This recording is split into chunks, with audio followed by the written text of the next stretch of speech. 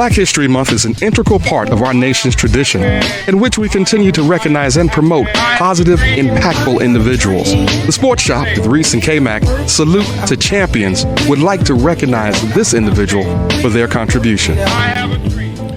We're so excited. Our fathers recognized the first class, I think. The very first class. The apple doesn't fall far away from the tree, let me say that. A lady I personally love and have known for quite a long time in various verticals of businesses across the planet. But she is the executive director of the Hayti Heritage Center, an historical, cultural, arts education venue in Durham. I mean, it's been there and helping people out for so long. But we are very, very pleased, K-Mac, Jasmine, to invite to the class of 2020 Salute the Champions, Angela Lee. Angela. Good morning. Good morning. How you doing? Good morning. I'm doing well. How's everybody here? Doing good. We're just so excited to have you come in and share a little time with us. First of all, let's back up. Let's talk about your role and the Hayti Heritage Center and things of that nature. Well, thank you, Errol. The Hayti Heritage Center is in Durham. It has been an anchor in the community since it opened originally as a church in 1891. So it has stood on that corner for a number of years. The church relocated and the sanctuary was renovated to a performance hall, and the Hayti Heritage Center for Arts and Arts Education opened in 1975. We have been a cultural anchor for the community, particularly the African American community, for all of those years. And our mission is to not only preserve the heritage and culture of the historic Hayti community, but also to advance the African American experience through arts programs. So we are vibrant and filled with visual and performing arts programs. We also offer historic tours and facility rentals year-round. So we are a jumping, vibrant, active, busy organization. Exactly. We talk for this Salute the Champions Spotlight. We're talking with Angela Lee, one of our Salute the Champions this year, and Angela is the executive director for the Hayti Heritage Center right here in Durham, North Carolina. You were just giving us some brief history on the Hayti Heritage Center and what it is today and kind of how it started. Since you've been doing this, since you've been a part of the Hayti Heritage Center, and since it's been operating, what's one of the things that people should really, really understand? Because they hear you say things, some of the activities, things that's going on. What's one of the experiences that you really want to convey to people that are listening and may not have thought about going to visit the center? Well, one thing I'll say is that, the stories continue to be told. Our stories continue to be told. And there are fewer and fewer organizations like Hayti left in the country. Wow. Arts organizations of color particularly have been disproportionately impacted through systemic racism. And to have an organization like Hayti that in a structure that is not only historic, it's on the National Historic Registry. It's been standing literally on that same spot since 1891. Wow. That's nearly unheard of. Yes. Most organizations such as Hayti around the country have closed because they've not been able to keep the doors open. If they are not supported by a municipality or another institution, we own and operate our facility. We are grateful for support from major funders, but also we generate income. But the main thing to know is that in order for artists of color, for activists, for community residents to have a space, it's very critical that we all support Hayti and organizations like it, or we're likely not to be there. And when you think that Hayti was once a part of a vibrant, economically self-sustained community that Booker T. Washington dubbed Black Wall Street. Okay. And was decimated with the installation of Highway 147 and in the name of urban renewal. Yeah. Hayti is the last original structure that's still in that spot from that time. Wow, that's the amazing. last one. Really? The last original. Some businesses are still in operation, Mechanics and Farmers Bank, North Carolina Mutual, but it's the last original structure, and that's saying something. It's saying a lot. Again, we're talking to Angela Lee, a 2020 member of the Salute the Champions class, and I want to talk about you. I mean, because I know you very, very well. I No, mean, no.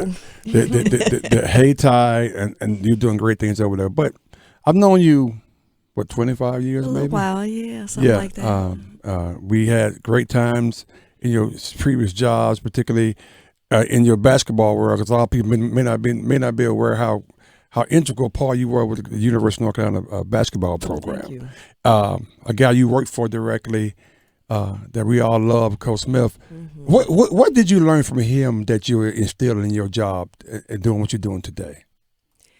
I think one of the valuable things that I learned from Coach Smith was, to always recognize the source of your strength and always recognize the key to success. Coach Smith was not only a remarkable coach, but a remarkable person. And he always put the person first. It was not just about wins and losses. It was about developing the person. And I think that's one reason why he was so successful in his life. He always acknowledged the good in people. And he always demanded the best out of people. And that's something that I have carried with me since I've left there. We could go on and on about Coach Smith, but there was one thing. Sure. He was a very wise person. He was very spiritually grounded, and I think that made a huge difference in the way he treated people and the way he was treated. So I try to walk that same path.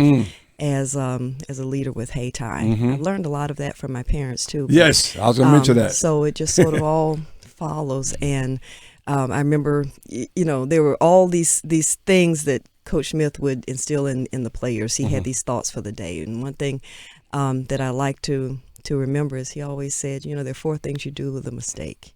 You recognize it, you admit it, you learn from it, and you forget it. And it seemed very, very, anyway. That's good stuff. That's so crazy. That's something that I remember because none of us is perfect. Right. We all make Right. mistakes, but it's Right. how you learn and it's how you move forward. On the latest episode of All Access with Carolina Basketball, that came up. The episode was around. serious? Yeah, I watched it last night. And it was like towards the end of it and of the episode, and one of the staff writers was doing a voiceover, and he was bringing up those very things. Oh my gosh. Yeah. It's kind of incredible to think that how he influences so many people, and I'm sure if it sticks out to you now, years later, it's These obviously many something years, that you yes. use to motivate and pour into your work, especially with the Hayti Heritage Center. Absolutely. So, Absolutely. what I guess how does that translate into the work you do? Good question. Well, I'm certainly not perfect, and I make mistakes, and my staff makes mistakes, but we don't dwell on them. Yeah. We can't. Right. We just keep it moving, and I think that we also inject a lot of humor in our day, as you all obviously do here. You got to be able to laugh, especially in these times. That's right. It's true. My mom used to tell me when I was little, she said, you learn something new every day. Don't ever let me hear you say you're bored about anything in life. Wow. So all of these are tools that I carry with me. So Lord knows we've got plenty of work to do at Hayti. We're never, ever without something to do, but it's the energy and the commitment and the passion that you put into your work, and it's the way you impart that passion and that commitment to people who come into the doors. We're open 7 days a week, and we have people in and out constantly.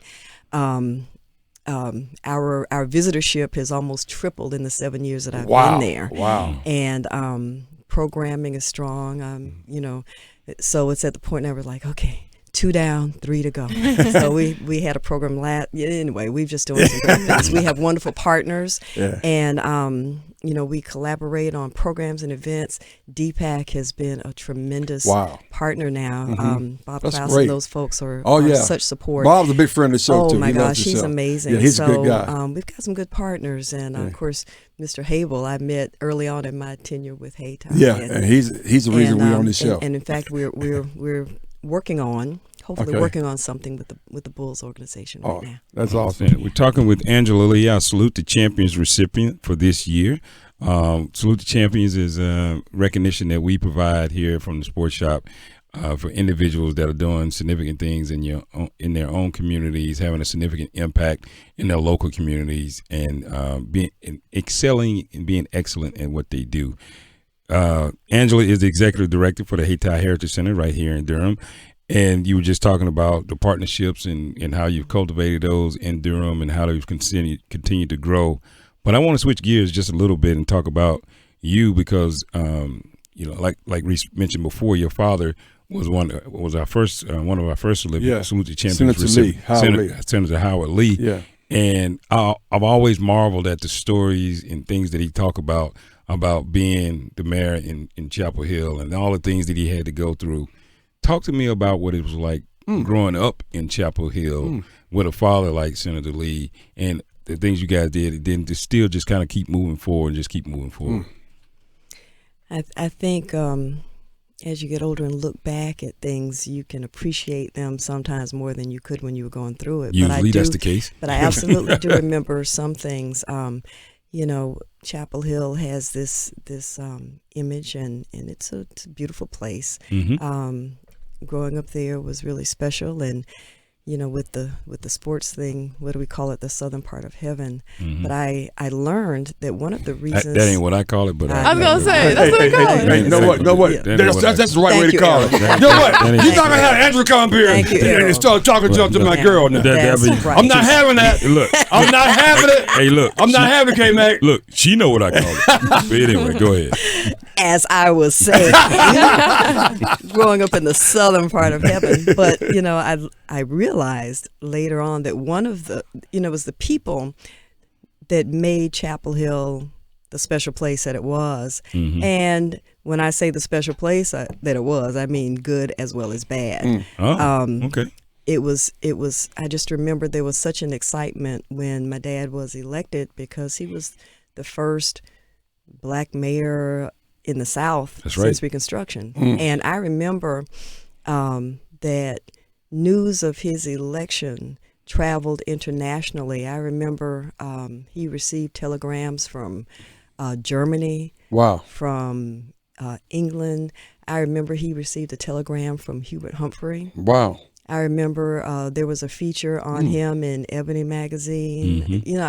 There's certain things that I can remember because it was profound. Yeah. It was just, but at that time you're thinking, okay, my dad ran and he got elected. But then later on, I learned some of the other side of what he had to deal with. We were threatened. We had to move out of our home. We had to, stay at a hotel for a little bit because of threats against our lives. Real. Cross burned on our lawn. This was Chapel Hill. Right. So, there's Chapel Hill and there's Chapel Hill. But I also learned that one of the things that made Chapel Hill unique in a positive way were the people. I remember Binkley Baptist Church.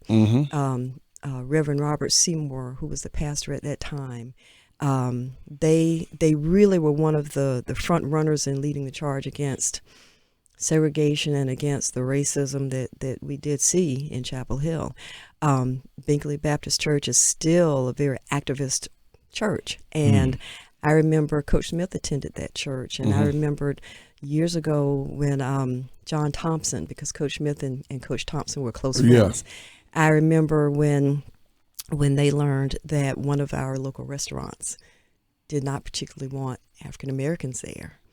I remember Dr. Seymour, Coach Smith, Coach Thompson. I mean, there were other people like that who stood up and who spoke out and said, that won't do. We will not patronize organizations such as this. So it was those things, those people. I remember my dad joined the cafeteria workers at UNC when they went on strike because of they wanted better conditions and better wages. And at that time, there were not good town-gown relations. So those are some of the things I remember. But I also remember, there was a lot of fun around, that time too, the election, and everybody was happy, and kind of like when we elected a real president a few years ago. I'm sorry. But anyway, I digress. Trust me. I digress. That's my girl over there. But, so there so it was interesting, and my dad is still very active, and some of the things that he is responsible for. The bus, we didn't have buses in Chapel Hill, and now the buses run and they're free. So he, in his work with the state, he Yes. started the Mountains to Sea project, and he's actually been walking the route incrementally. Really? Yes, believe it or not. Is he gonna, at so he gonna 85. complete He's the been whole walking. trail from Manuel to Murphy? He's trying. It keeps expanding, and I recently joined the board. And one of the reasons I joined that board was because of his work and his part in it. So I'm looking forward to. I might even get out and walk some of it. Oh, You know? wow. We're talking to the 2020 recipient of Salute the Champions, a program that we do each and every February, where we identify, as K-Man said, individuals who've done significant work. More importantly, reach back and inspire others. And that leads me to my question: what's next for Hayti and Angela Lee? And what are some of the things that you guys got planned coming on? The big picture, if you will. Well, I'm so glad you asked that, Brother Reese. We have been doing some wonderful things at Hayti. We've been wonderfully blessed at Hayti. 2 years ago, I applied for, and we were accepted into not just a grant, but an initiative through the Andrew Mellon Foundation. Okay. And it's a part of, so it's one of those huge foundations with a whole lot of money. Okay. Yeah. But the initiative that we were accepted into, we being Hayti, LANE, the acronym LANE, Leveraging a Network for Equity. So this came with intense consulting as well as financial support. So in the 2 years since and it's a 4-year initiative. So through that, we were able to apply for significant funding through the Andrew Mellon Foundation. But what we've been able to do thus far is, as I mentioned earlier, the building's been there since 1891. Now, not all of the infrastructure is that old, but some of it's close. So, so we've made some infrastructural upgrades, such as a new chiller. We have a really nice marquee out front that helps brand and promote our events and the organization. We've been able to hire additional staff through the Mellon Foundation. Over these 4 years, we are making other facility improvements. We are bringing on key staff, full-time staff that we've needed, so that I don't have to wear as many hats, and Melody, my director of operations, doesn't have to wear as many hats. We've brought on a wonderful program director. We are we've been able to leverage our involvement with LANE and the Mellon Foundation Award to secure new funders. We have upped the ante a whole lot. We've raised the bar, and with the vision that we have, we're looking towards sustainability for this organization. And we know that takes a whole lot. But we're moving in the right direction. We've got a vision for Hayti that takes us beyond my tenure or where we are right now in the next 5 years, but we're looking far into the future. We've got a wonderful new board, and we've just got all kinds of things going on with programming and with people coming. Anyway, we're doing some. Yeah, well, we're doing I'm not some surprised. stuff. Now, I would say her Rolodex is incredible. So I'm not surprised that you got people. I mean, yes, sir. If you be watching TNT and Kenny Smith will drop a name. You can watch James Brown on CBS or whatever.